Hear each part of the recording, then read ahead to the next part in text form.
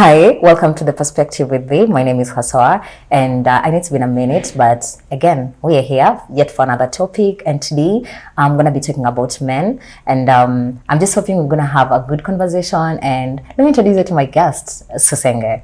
Period. What a going, everybody? How are you doing? It's your girl Susenge, the girl with the golden voice, but you can call me the girl with the plan. Nimezoea mbwembwe. Come on, you're calm, damn. Yeah, but I'm excited. I'm not this calm. I'm just trying to be warm with you, you know. No, don't be warm.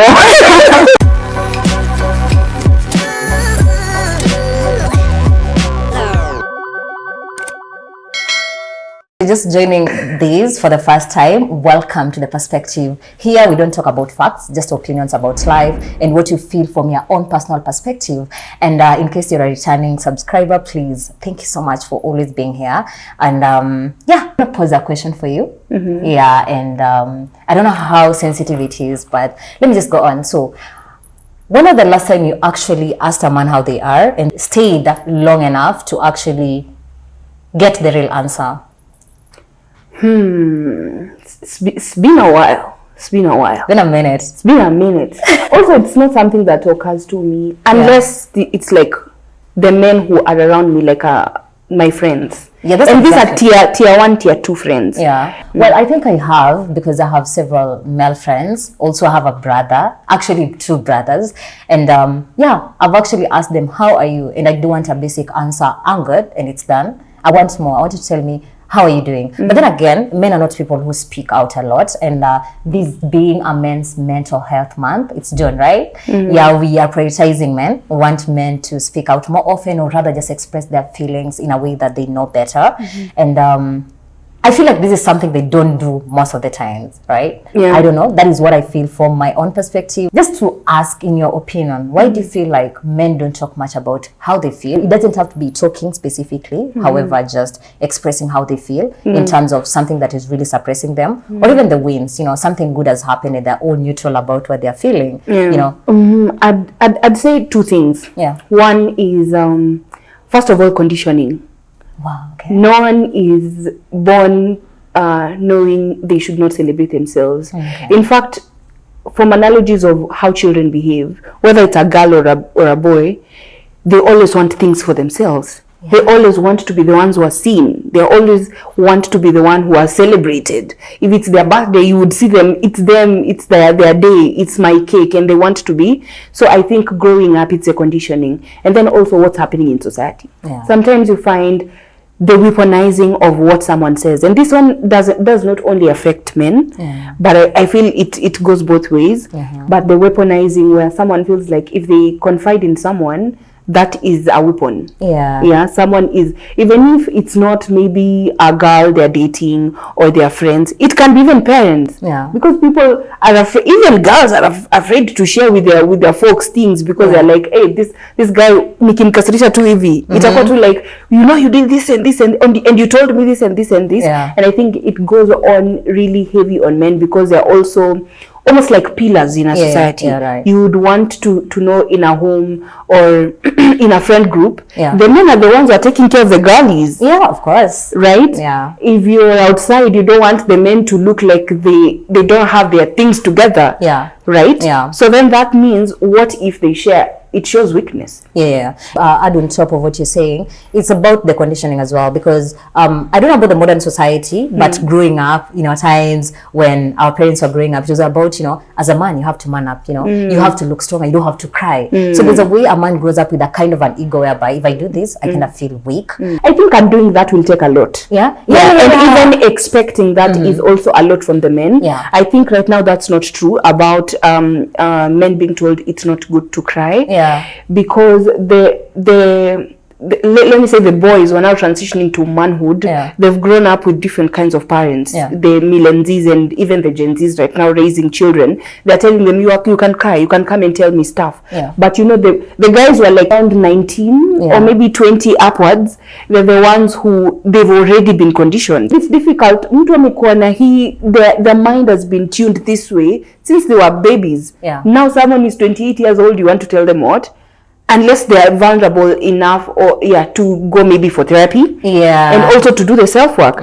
I wouldn't say it's entirely about growing up also, because I feel like there's more reasons to why these things are happening, you know. There's the root cause, you know, why these things are happening, because at the end of the day, the people who are supposed to protect us, they cannot protect us when they are also messed up in the head, you know. If they're not doing okay, if they can't even feel safe within themselves, you know, to start with. There's a lot happening in the society right now, and men holding in, because at some point when you're trying to suppress your feelings, it will just burst out, you know.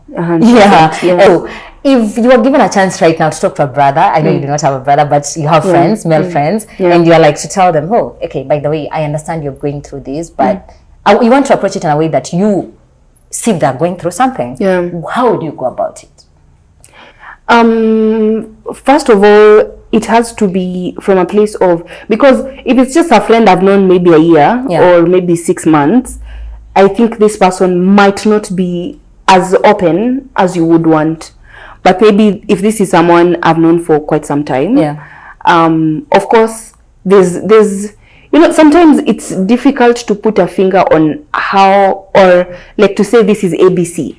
Because how you approach different people and how you deal with different friendships, it's very unique. I understand that. However, it still throws back to the fact that you, my friend, right? It's easy for you to actually maybe open up to me. Not always, but it's easy for you to express how you're feeling, right? This is a man, and you know very well, it's your friend. You actually can see the fact that they are not doing okay, but they're not going to talk about it. They want to look like, oh, I'm actually holding on, and it's very much okay. What I've done, and I think it's worked before, is because this is my friend, and I'd be able to give them my story. So I'll tell them this is what's going on, to almost like try and create the atmosphere. And it's also to try and also tell them very actively, not in the moment of the conversation, but even throughout the friendship, to tell them every time we speak, it's not that when I'm sharing with you something, I want a solution. It can be just I like that. Me sharing. So even when I'm sharing, it's like, okay, now because you don't want a solution, might as well also share my story. And it's worked really. I don't know if that's manipulation. It's not manipulation. It's actually a tactic of actually handling something, because I believe different people, there are people who are listeners, you know. When I come to you and I have a problem, there are people who want you to tell me the right things, or just tell me something that could change how I'm thinking. And then there are people who doesn't want to hear something. I was just actually talking to my friend when someone close to me had lost her parents, and then my friend was like, talk to them, and I was like, if they're not in a position to even, you know, think straight, I don't think they're in a position to actually listen. So I would rather, you know, just take one step back, you know. And I believe in my own personal experience, personally, I don't talk about myself because I believe I have the right words. Why? First, to me, men being the people who cannot talk much about what they're going through, and as you just mentioned, we are not doing this overnight. So to me, what I do is I would advise, do the little things. You know, if it's your partner, hug that man at the end of the day, of that long day. If it's your brother, compliment him about that suit that he's looking so not sure how to, you know, to talk about it. But why are we lying? No, we're lying. It's about why are we lying? He's actually learning. He's like, oh, but they sees, you know what? I just got these. Okay, come on, an option. It's fine. Exactly. Tell them, like, you look nice when they don't. The thing is, with girls, it's easy for us to ask for something, you know, when you're putting on a call, be like, hey, how do I look in this, you know? With men, if they're trying out something, they'll just try and then see the outcome out of it. So if it's about complimenting your brother and telling them, oh, how their smile look good that day, do it, you know. If it's your parents and you just want to make them feel good about them, thank you, you know, for always providing for us, you know. I feel like these people are so hard to talk to. Men, or rather not so hard to talk to, but rather so hard to open up. And to me, I feel like it's through the small gestures, always making them feel seen, you know. But I also want to challenge that, because I don't think it's difficult for them to open up. The problem is also the expectation of the people who want the men to open up. So you can't tell me you're calling, maybe even if it's your bro, I'm like just a friend. Now you are calling them. No, you don't take the okay up and we start talking. No, you can't do that. You can't do that, but that has been the expectation. No. Where we're just sitting, and then now when everyone, even in a group, everyone is talking, now you're supposed to even tell us your stuff. But that's not how this other people, I was also this other gender operates. Yeah. But I don't know, that's my also an assumption, because I've never been a man. Actually, it's right, because I feel like you don't have to do this in a specific setting. I feel like this is something we have to deal with from day-to-day life. You know, it's easy when you wake up in the morning and you're like, oh, by the way, you know, I'm gonna talk about something random, because I feel like it's a matter of being sane. You know, as ladies, we've always felt like, I think it's because we express ourselves, and if you don't do that in the current society, as a girl, man, you are cooked. So you have to express yourself. You have to speak your mind. And I feel like with men, they will speak their mind when they feel like, you know, but when it comes to something that makes them feel a bit so they're not gonna do it. And I feel like for us to do that, it has to be something that goes on. And I want us to get to a place where you're doing this naturally. I don't have to ask, I don't have to assume that you're not okay. I don't have to, you know, wait until you are not communicating, you're not talking to anybody for us to start having this conversation. I actually wanted to have these conversations, you know. I wanted to actually tell me, you know what, hey Maze, nimekuwa na udem and it's not looking good. You know? Then that means what I'm saying is true. Yeah. Because don't tell people, and I think also this thing about men don't open up is also an assumption, because don't say men don't open up. You want them to start talking to you about their problems in group settings. That's not what, even the girls, you don't tell them everything in the group. And can I tell you something? You have someone you will confide in. Yeah. Actually, in my opinion, I feel like it's not about that men lack the capacity to talk about their feelings. It's about the spaces of them actually talking about. Yes, and then don't meet someone 2 days, and then you want them to start telling you, oh, you know, I have attachment issues and abandonment issues because my mom left me. No, this person can't. They can't start telling you such things. And you've made them 3 days. 3 days ago can be metaphorical for 2 months. Yeah. Give them time, and then don't come up with some crazy assumptions because men don't just because that nigga. Yeah. That guy didn't say a thing to you. At the moment, we can't really generalize the whole topic, right? We can only talk about what we know from our societies, because we haven't. First of all, we are not men, so we don't understand the other side deeply. Secondly, we're just living in a society where we have a portion of male people around us, our friends, our brothers, our family members. But beyond that, you know, we can only see what happens in the general community. So right now, you know, if at all you got a man who's depressed, actually, someone you feel they're actually not really opening up, but you can see it. Because one thing about depression is, at one moment, you know, it's stress and you feel like, you know, I'm just worried about it, and then it goes on and on and on and on until it becomes a whole mountain. You know? So if you got someone who's going through this and they are men, right? First of all, you're definitely not going to handle them the way you handle women. Because with girls, you know, I'll be there like, so you know what, I'm so done with this. Okay, you know who, I'm so done. You know, I can't do this, you know, and you let me talk and talk and talk and talk. And after I'm done talking, actually realize I've already healed. Now it's about you adding the fire on top of the other. And you're like, no, that one doesn't sit right for you. No, this wasn't okay. But a man specifically, someone who tells you, Badesu, you know, we are friends, and man, I'm really crazy. Maybe my girl is doing this, or my family back home, things are so overwhelming. How do you go about that? I'll recommend therapy. That's actually good. Yeah, that's actually good. Yeah. I will, and I can even refer to someone because I been doing these things, so I know some people here. And then number 2 is to be present. Be present. I won't say a thing. Yeah. You want to talk? Okay, sawa. You want to stay silent? Okay, sawa. Tuacha tukae. Ni sawa. I love that. Yes, sometimes I'm not a therapist. I went to school to do journalism. Yeah. And what I do is yap every time. And you heal me. I don't have any business telling you therapizing someone. Yeah. I can't. So if I sit, let's sit.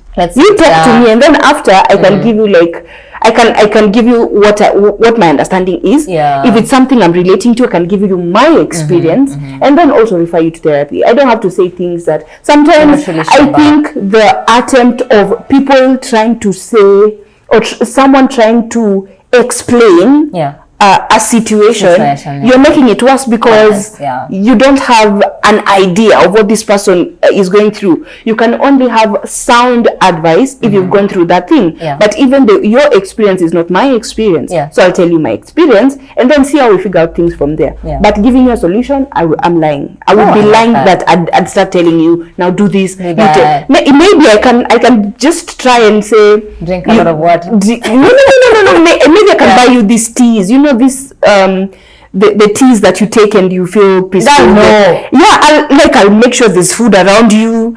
Whatever. Yeah, I'm a lawyer, so yeah. But in regards to that, I feel like you're right, because at times also understanding the psychology of someone really says a lot. You know, sometimes someone approaches it because they just want you to listen. At times they want to hear your opinion. You know, and it takes a whole lot. You know, there's a lot happening right now. These mental health issue. Men not opening up, even other women actually not opening up. People are actually struggling battles within themselves, you know. And there's a lot that is coming out of this, you know. To start with, at the end of the day, when you suppress your emotions, when you don't work on your mental health, there's a lot of things that come afterwards, you know. There's anger, you know. You get issues right now. We have domestic violence, we have family feuds. This is all because we are not okay in the head, you know. I don't know if you agree with me. Hurt people. Yeah. Yeah, and that's about it. I think it's very self-explanatory. Yeah. And I think everyone should be willing to do their work. It's never about just men or women. Yeah. I think there's been an amplification of what's happening to women, especially. And I'm not saying I have a problem with that. Yeah. But also I feel like even when there's men that are allies, even those ones should be amplified to say not every man is bad. Yes, so that we also yes. try and dilute the notions that being around men is difficult. It can be it can bring some anxiety. Yeah, that's right. Because you are afraid, especially in spaces that you don't know these people. But I also feel like let everyone do their work. Do their work. Do the inner work. Whatever. I think everyone knows what is healing to them. Yeah, that's right. What taking ashwagandha every day doesn't heal everyone. Ashwagandha? Yeah, that's right. Everyone. There's people who that works for them. Yeah. But maybe for that other person is chamomile tea, or for that other person is sitting in calmness and silence. Just let everyone do their inner work. Yeah. What we're trying to say here is the fact that men can create better relationships. They can create better friendships, a better society, because they lead us in most of the cases. And with the mental health coming first, it could even be better, you know. That is because right now you've realized what is happening in the society right now. We have a lot of femicide cases in Kenya right now, missing children, and oh my goodness, it disgusts me to see that a child who is supposed to just be playing outside, you know, they don't know anything about life, being kidnapped, and we don't know where they are. Children are just missing, and I'm like, I don't know how bad that monster can be. To me, that's a monster. Because remember, back in our days, you would go out, play. Your parents told you to come back maybe at 11. You play until 2. You know, you just go back and be beaten. But at the end of the day, you'll come back. Right now, parents are not even sure how their kids are safe. You know, the transitioning between school and home, it's a whole hectic process because the parent is always worried. You know, and I feel like, I don't know about the whole femicide thing, but I feel like there's something that is happening within our society, and it's something that is affecting our mental spaces. And I'm not saying just because we're talking about men's mental health that men are responsible for this. All I'm saying is there are causes, there are root causes to this. That's exactly what I wanted to say. The thing about femicide and the thing about the loss of children, which is quite saddening, it's not only about men. Right. Because you would find there's men who have been cruel. And their mannerisms have really maybe you'd say the mistake of a certain portion has costed the whole gender. But I think, first of all, I'd say from now, I don't know, sometimes people don't like bringing religion and beliefs into such conversations, but I'd say that's my moral north about my religion as a Christian and what the Bible says about men. The man is a priest of the home, and the home does not only look like the nuclear family, it also looks like a nation. It also looks like a society, right? So if the head is rotten, the society is messed up. That's right. Right? I'm also a strong believer of that. Yes. But also, if the head is fine and the neck is not holding in right because it's rotten, nothing is happening. Oh, look at you. Right? Exactly. So let everyone do their work. Femicide is quite saddening. There's men who've done really crazy stuff. And really, I think at this point it's also a matter of humanity. Thank you. Just be human. Why are you killing small children? Why? The babies. Okay, now the children are gone. What does the future look like? Right?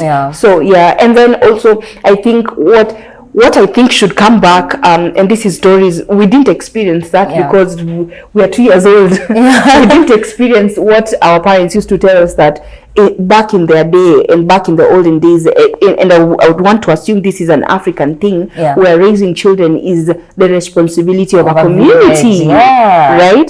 So if I can't be eating food in this house, and I know in the next homestead, those children, their parents are working and they don't have food, you'll have them eat their food. If it's shower time and the mom is not home, bathe the damn children. Try cause them to shower, so that even the issue of security is something collective. I know I am a parent, for example. If I'm a parent and my child is or someone else's child is moving around, I'd be responsible enough to say kuja ukae na mimi. That's right. And I'll tell their parent, this child ako hapa. And just you being human. And then and if you meet the child maybe huko nje. I saw another story on TikTok where this lady alipatana na mtoto mdogo anakaa kama 2 years. And the mother has never been found until today.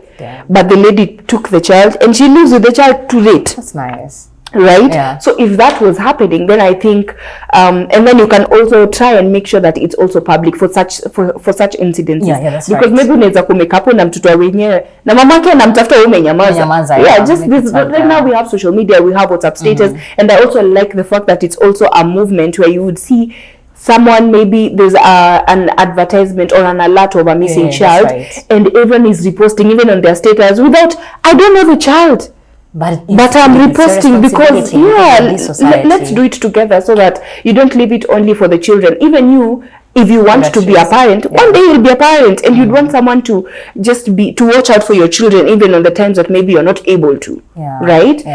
So also it's also a form of protecting the future. That's right. The people, there's CEOs who are these children, the president. There's one time that Ruto will not be existing, will be nowhere to be found in this nation or the world, because that's the way of life. We need to have a president. So why are the children dying? Who will be the president? That's right. And I feel like the society is not just measured by its economical value or the social state, but then also the mind of, because we are the society, so our states of mind really make up the whole the whole society. So for that I would say let's build awareness or create awareness around these whole cases happening. Let's shout about it on social media, because we are young, and we are trying to save our generation. Apart from the streets, we are out there, man. We're on social media. We have to make sure we are heard, and to change the whole society. Don't have children if you're traumatized. You do the work first. It's good to have the desire, but heal and then have the babies. There's no need of bringing up a heart child. We don't want a child who has the mind of a heart person, who's like way old. Not just Gen Z's to phase out sometime. The older ones. And then now if you're heart Gen Z, you'll have a baby who's an alpha and below, but the mind is of a heart Gen Z. And you're projecting whatever traumas you have towards them unless you've really healed them completely. Let it be a personal and collective responsibility. I think that would change the society. So I'm going to give you one last shot. I want you to tell me something general about this. I know we've not talked about a lot, but the little that we've talked about, it has touched a lot already. So just tell me something. About femicide. Stop killing women. And don't kill men. All right. And then another thing now, it's quite sensitive, and this is, I think, a good place where we can have an trigger. It's called a trigger warning. Because whatever is happening, even to the boys right now, it's quite alarming. We've had cases of sodomy happening right now in Kenya so much. let's protect the men. These are the priests of our homes. Let's make sure the men are protected. Let's make sure the boy child is well taken care. You don't want to coddle them, because you also want them to have the toughness of leading a home, and also be kukwatuna strength. But strength sometimes doesn't always look like rigidness and violence and shouting and yelling and trauma. That's not the aura that you want to build in the men and the boys who are up and coming. So I think let's also protect the men, and also let humanity speak to your soul. Thank you. So what I'm gonna say is I'll still repeat the same thing I said again. Please hug that man at the end of the day. A very long day of him trying to be a provider. I want you to compliment that man more often, and don't wait until something sparks up. A healthy society is when men can speak freely, and the women can live without fear, and the kids can grow up, you know, without feeling a way that, you know, we're afraid that, you know, something could happen to us. And with that, this can only happen because we are all responsible for this. The kids are responsible, the women, the men, because we make the society. Exactly. 100%. So thank you so much, Susenge. Did you say your name? You're welcome. Oh, you can talk about your socials. Yes, I did. That part. Oh, yes. My good name is Susenge. Kingeuko mtandao utanipata as Susenge everywhere. But also I have a cute little baby channel on TikTok. It's called Just a Girl. Over there, I do everything about radio. I am a radio girlie, and I love doing all these things. I have quite interesting conversations over there. You can also support. Yeah, and that's it about me. Oh, yeah, and then also if you have events, you can holler at me. I do corporate event emceeing and moderation, and those are things that I enjoy. I love. I say the stage is my playground, and I enjoy being there. So holler at me. Okay, thank you so much for coming on the show. A big shout out to Kitao Studios, because this is the beautiful space we are shooting at. What do you mean, bro? Actually, let me tell you something. I just talked to Kitao. I asked him about his mental. I'm such a very nice girl, so I asked him about his mental health, and he said, "No, it's a lie." Kitao, I know you're behind the camera, and I know you're doing good. You're smiling because of me. So thank you so much for directing this show. This is why men are not opening up, because it's all of a sudden become about you. Listen, let me plug you. If you want to do any photo shoots and you want to give photography, everything, videography, beautiful spaces, come to Kitao Studios. Location is at Kihunguro, Nairobi Plaza. Yes. My name is Hasoa, the host, and see you on the next episode.